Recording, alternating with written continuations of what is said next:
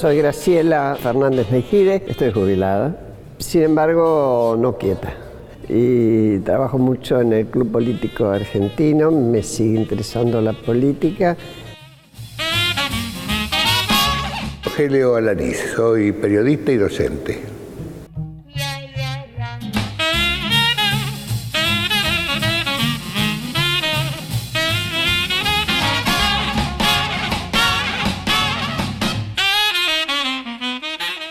Hola Graciela, ¿cómo te va? Bien, Rogelia, la verdad que aquí ahora muy bien, arrastrando las cosas de los muchos años, pero no me puedo quejar. Hablando, Graciela, de los muchos años, ¿no? Me parece que es un momento oportuno, ahora en septiembre del 2017, hacer una especie de evaluación de lo que podríamos titular los derechos humanos, ayer, los derechos humanos hoy. ¿Cómo está esta situación o cómo la ves esta situación? Si vos me llevás al momento en que yo tomé conciencia de la importancia de los derechos humanos, cosa que hizo forzosamente una parte de la sociedad cuando se los sintió violados personalmente,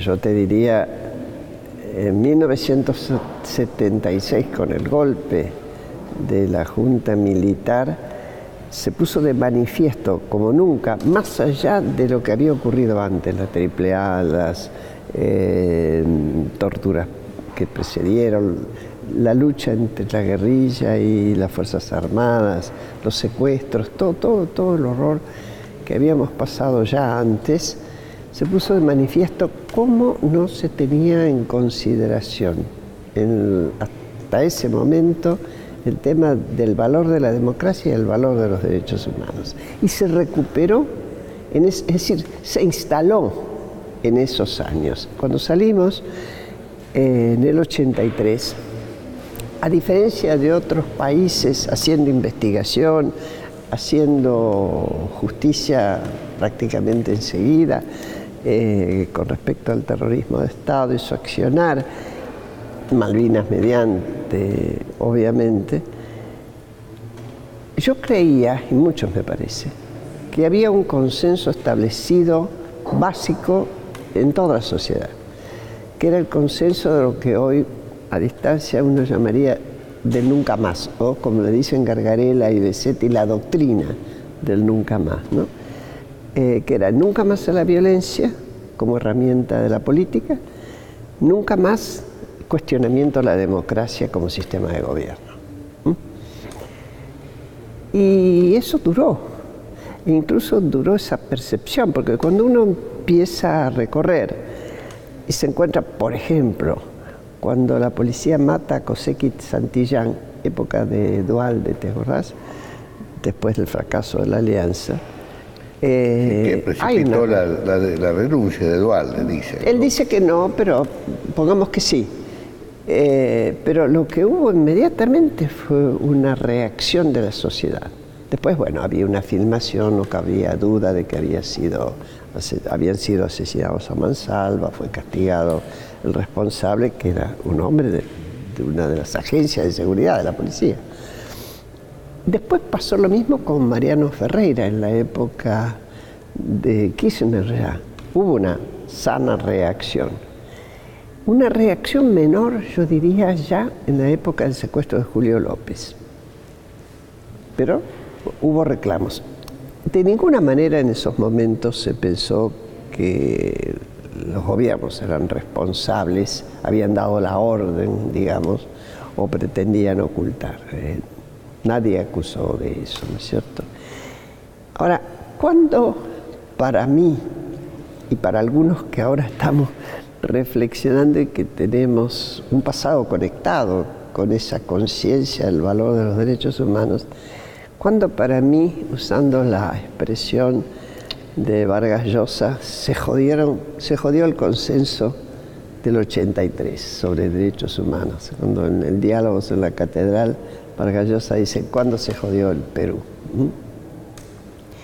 Y a mí me parece que en el momento en que se empieza a seleccionar, cuando dice que está cercano a mí, que me conviene, que es amigo mío, tiene derechos. Además me llamó la atención el último 24 de marzo, cuando en la plaza, recordando esa fecha nefasta, hay un discurso que lee una muchacha que nadie discute, nadie sabe decir no, eso no es verdad, donde se ensalza lo que fue la violencia en los 70 sobre todo, es decir, hay una enumeración de todas las organizaciones, algunas armadas, otras no, revolucionarias, unas que habían tomado el camino de la lucha armada, otras no, y se justifica y se heroiza esa cuestión. Entonces, yo sentí que el retroceso era muy grande, muy peligroso, porque hoy por hoy, y sobre todo después del fracaso de la Alianza, donde estallaron los partidos políticos, hay muchos jóvenes que con todo, legítimamente, necesitan paradigmas, necesitan ilusiones, necesitan ideales, y el relato simple, sin matices y como verdades de apuño, en boca de gente que era creíble hasta hace un tiempo, es tomado tal cual, sin cuestionamiento, se liquida el debate. Ahora, Graciela, convengamos para quienes hemos tenido una participación en los organismos de derechos humanos desde prácticamente los inicios de la dictadura militar, que estas diferencias estaban latentes en la institución. Esto me parece que hay que decirlo porque a veces por prudencia no se decía, ¿no? Pero ya estaban en su momento latentes, es decir, lo que en todo caso el kirchnerismo lo que hizo fue darle entidad estatal a esto, que legitimarlos en términos de Estado, ¿no? Me parece, ¿no? Estaba latente en un sentido. Quien haya leído el libro Patria de Aramburu sobre la ETA puede entender, porque a veces viéndolo de digamos lejos, Fernando Aramburu, para que no digan que es Pedro Eugenio, ¿no? Sí, no, bueno, es actual. No me acordaba el nombre de él. Cuando describe como una señora de pueblo, muy amiga de todo el mundo, muy sociable, sin la más mínima idea política, porque su hijo toma el camino de la violencia a través del ETA, se identifica, primero idealiza y después se identifica totalmente con la posición del hijo. Entonces uno eso lo puede entender. Digo, porque cuesta a mí esto mucho salir de ahí. Me lo dijo Eduardo Pimentel en 1979. Seguro. Estas mujeres que yo las quiero tanto, pues ya por las madres, que las quiero tanto, se han identificado con la ideología de los hijos. En 1979. Sí, algunas, otras no. Con la deriva del tiempo hemos visto que más, ¿no es cierto? Sobre todo quienes eran más visibles, porque no embolsaba a todas las madres de miles de desaparecidos. Claro, pero la institución, ¿no? Exactamente. Ahora, esto además va acompañado de una posición, yo tengo la verdad y la impongo. Y aquel que quiera discutir esa verdad, no oponérsele, sino decir, bueno, a ver, vamos a debatir, es negacionista. Cuando vos usás la palabra negacionista, yo le he preguntado a alguno, ¿pero qué quiere decir negacionista? Casi que te están diciendo nazi.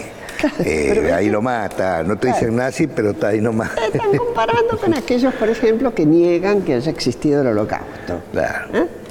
Y yo les digo, muchachos... Un negacionista en Alemania va preso. Bueno, yo no pretendo tanto. Pero digo la acusación que están haciendo es grave, porque no solo moralmente, sino que jurídicamente en Alemania un negacionista que comete un delito.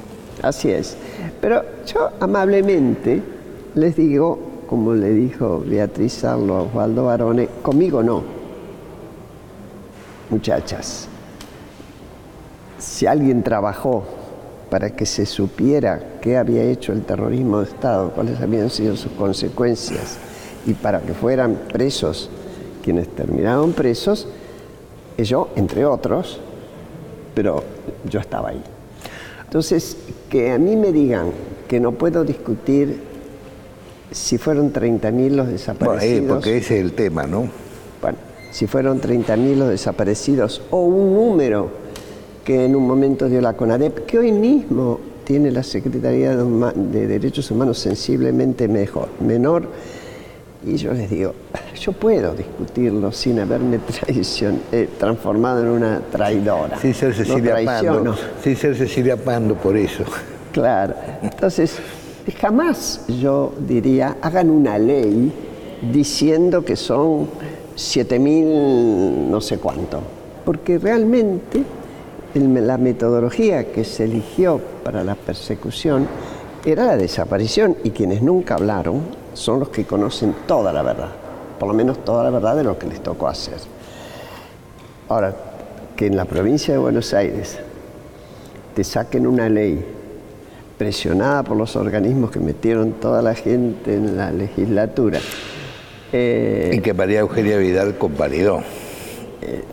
Exactamente, sintió que no quedaba otra, que digamos que era una ley que decía que todo funcionario que hablara de los desaparecidos tenía que decir sí o no, sí o sí, los 30.000 desaparecidos. Y además referirse a la dictadura como una dictadura cívico-militar.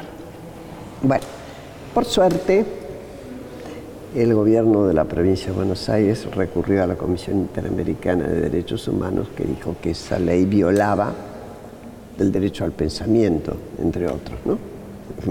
Porque alguien que no lo crea tiene que afirmar algo en lo que no cree, sin poderlo discutir.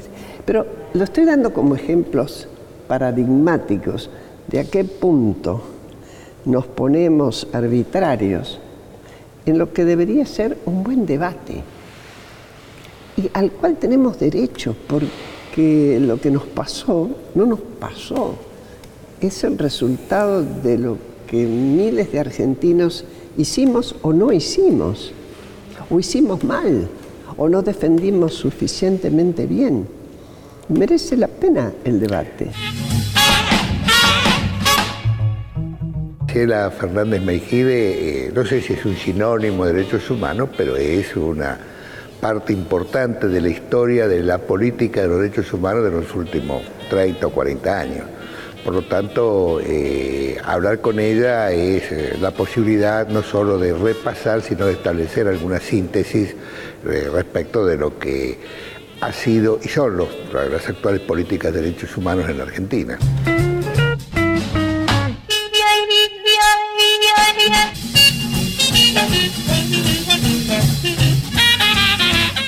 Me sigue preocupando y ocupando el tema de construir instituciones sólidas, cosa que todavía no hemos logrado, a pesar de haber recuperado la democracia en el 83, después de un quiebre tan brutal como había sido la dictadura última.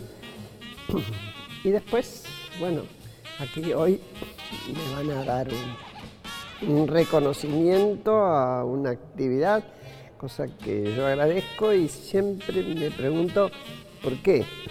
Porque lo hice siempre muy convencida de que había que hacerlo. Y la pregunta de qué se hizo mal y se hizo bien para ir al tiempo presente, ¿qué se está haciendo bien y qué se está haciendo mal con el caso de Santiago Maldonado, que es bueno, un imperativo de ahora? Creo que lo primero que se hizo mal de parte del gobierno, que es quien tiene la máxima responsabilidad, y acá interpreto, no haber creído que era tan trascendente como lo era. Yo creo que este gobierno tiene un personal mayoritariamente no atravesado por el tema de derechos humanos y que entonces piensa, bueno, nosotros no lo ordenamos, a mí no me cabe ninguna duda, ¿por qué va a ser? Se va a descubrir. Y no percibe que por suerte en la sociedad argentina el tema de desaparición quedó íntimamente prendido, fuertemente prendido, por suerte, porque eso hace que la desaparición de Maldonado, aunque lamentablemente se lo utilice políticamente, no es de nadie. Maldonado no es de nadie, es de todos los argentinos. El reclamo tiene que ser de todos los argentinos. Ahora, ¿cómo se hace para deslindar? Por ejemplo, la última marcha, a mí me consta que muchísima gente fue, por una necesidad de justicia de un desaparecido. Pero al mismo tiempo hubo otra gente que fue pensando en la campaña electoral o pensando en cómo este hecho justificaría su esquema ideológico de Macri, vos sos la dictadura. Macri basura, vos sos la dictadura. Yo te digo, lo primero que me gustó a mí, yo ya a marchas no puedo ir, he dejado el bastón ahí sobre la mesa, pero me cuesta caminar y demás, sobre todo muchas cuadras, o estar parada muchas cuadras. Pero la estaba mirando, la seguí atentamente por los medios, por la televisión básicamente. Y lo primero que me puso contenta es ver llegar gente desencuadrada, gente común que llegaba con su familia, y dije, por suerte hay conciencia. Después viene la gente que viene encuadrada, con mejor o peor intención. Con capuchas incluidas. Bueno, eso es una barbaridad. Y realmente ahí es donde yo no entiendo cómo se permite. Realmente a mí como ciudadana me molesta que vaya gente con palos a una marcha donde están pidiendo por la seguridad, la aparición de alguien. Y supondrán que el costo político de reprimirlos es más alto que el de dejarlo pasar. No hay necesidad de reprimirse, se los rodearon un puñadito y se les dice, por favor, sáquense la capucha o el pañuelo. No son tan fáciles. Yo sé que no son tan fáciles. Yo sé que no son tan fáciles. Pero es el desafío, y a ver, y vamos a ir al otro tema, es el desafío de las fuerzas de seguridad de estar debidamente entrenada para prevenir los delitos, primero que nada, para eventualmente actuar sin lastimar. No tienen por qué. Hay formas, lo vemos en otros lados. Pero bueno, vos decís la utilización política. Yo ahí tengo una interpretación que obviamente pongo a discusión.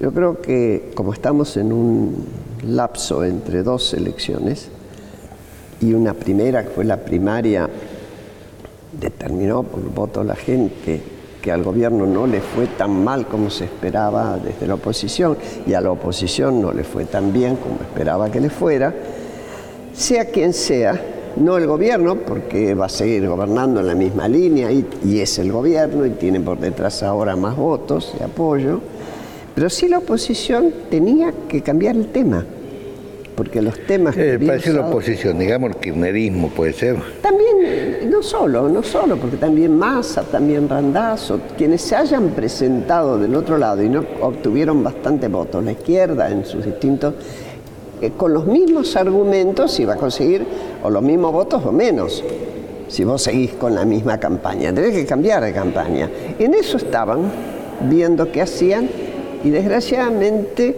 desaparece Santiago Maldonado. Y lo digo desgraciadamente para él y para la familia y sus amigos.